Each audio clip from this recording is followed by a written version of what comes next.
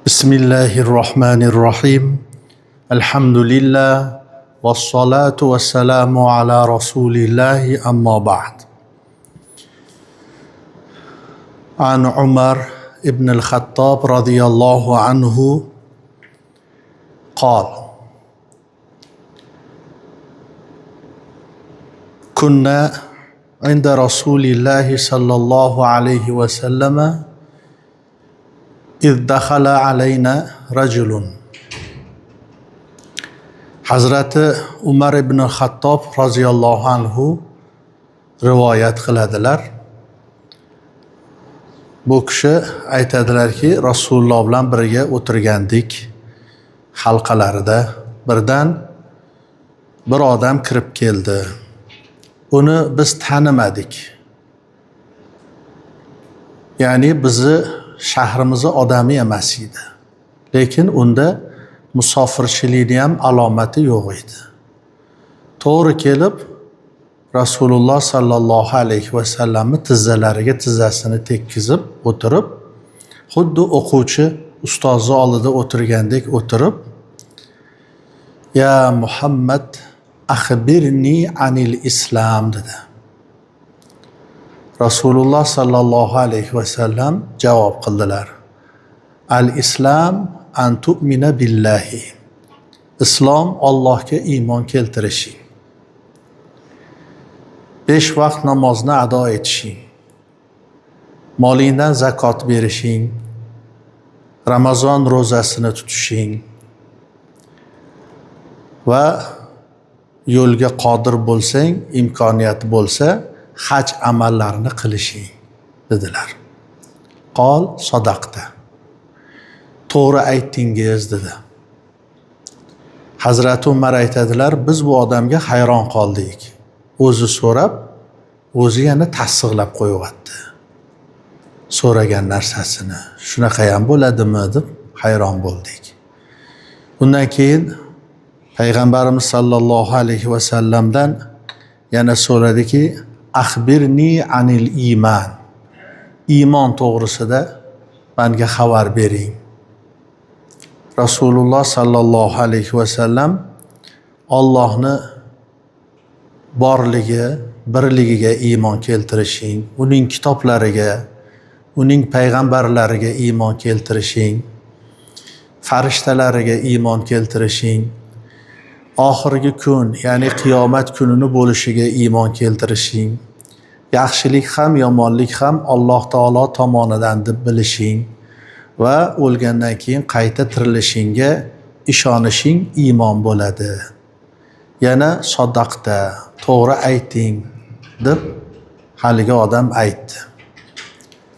Undan keyin Payg'ambarimiz sallallohu alayhi va sallamdan akhbirni anil ihson. Ihson to'g'risida, yaxshilik qilish to'g'risida yoki yaxshilik qildirish to'g'risida menga ayting dedilar. Payg'ambarimiz sallallohu alayhi va sallam al-ihson an ta'budalloha ka'annaka tarahu fa in lam takun tarahu fa innahu yarak. Ihson bu Allohni ko'rib turganingdek unga ibodat qilishing. Agar sen uni ko'rmasang ham u seni ko'rib turibdi. Shuni bilib, shunga amal qiladigan bo'lsang, ihsonga, ya'ni o'zingga qilinadigan yaxshilikka amal qilgan bo'lasan. Arobiy yana sadaqta deb tasdiqladi. Biz unga hayron qarab turibmiz deydilar Hazrati Umar. Akhbirni anis sa'a. Soat, qiyomat kuni to'g'risida xabar bering dedilar. Payg'ambarimiz sallallohu alayhi va sallam so'raluvchidan ko'ra so'rovchi uni yaxshiroq biladi dedilar. So'raluvchidan ko'ra so'rovchi uni yaxshiroq biladi dedilar. Shunda bo'lmasam uni alomatlaridan gapir. Akhbirni anil amoratiha, an amoratiha, uni belgilaridan gapirgin. Ona o'zini, ya'ni cho'ri ayol o'zini xo'jayinini tug'sa, yalang oyoq, qashshoq, kambag'al choponlar bir-biri bilan baland imoratlar qurishlikda bir-biri bilan poyga o'ynasa deb bir qancha belgilarni sanab o'tdilar. Shundan keyin to'g'ri aytding deb turib chiqib ketdi. Ular chiqib ketishi bilan payg'ambarimiz tanidinglarmi bu odamni?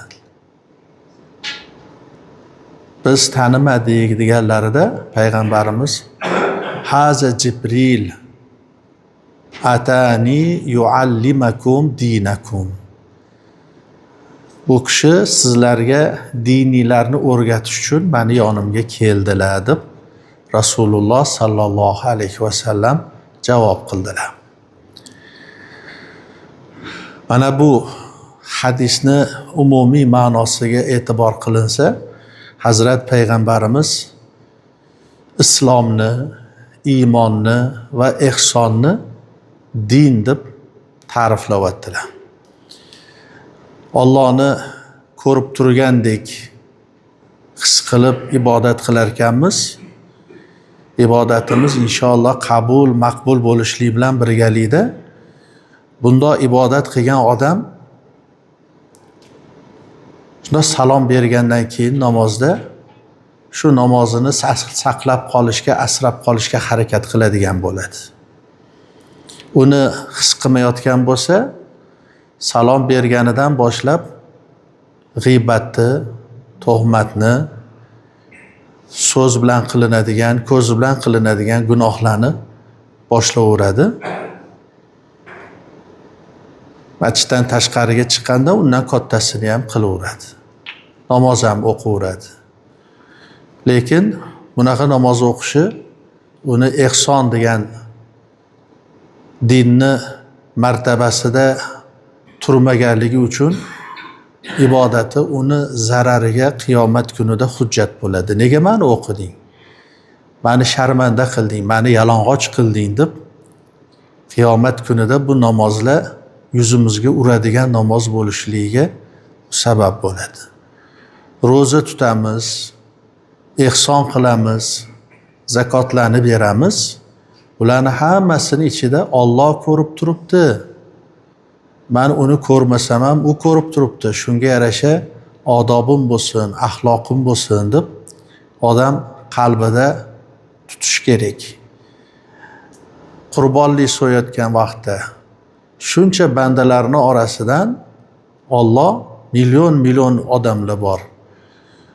Shularning orasidan meni qurbonlik qiladigan darajaga yetkazibsan, mol mulk beribsan, shundan chiqarib mana seni roziliging uchun qurbonlik qilyapman deb xursand bo'lib uni qabul qilishligi, qurbonlik go'shtimdan olib keldim deb olib kelsa, menga bir sadaqa olib keldimi deb kattalik qilmasdan uni haqqiga duo qilib, uni qabul qilib olishlikda ham ta'budalloha ka'annaka tarahu fa illam takun tarahu fa innahu yarok. Rasulullohning bu so'zlariga amal qiluvchi bo'lib qolar ekanmiz sallallohu alayhi vasallam.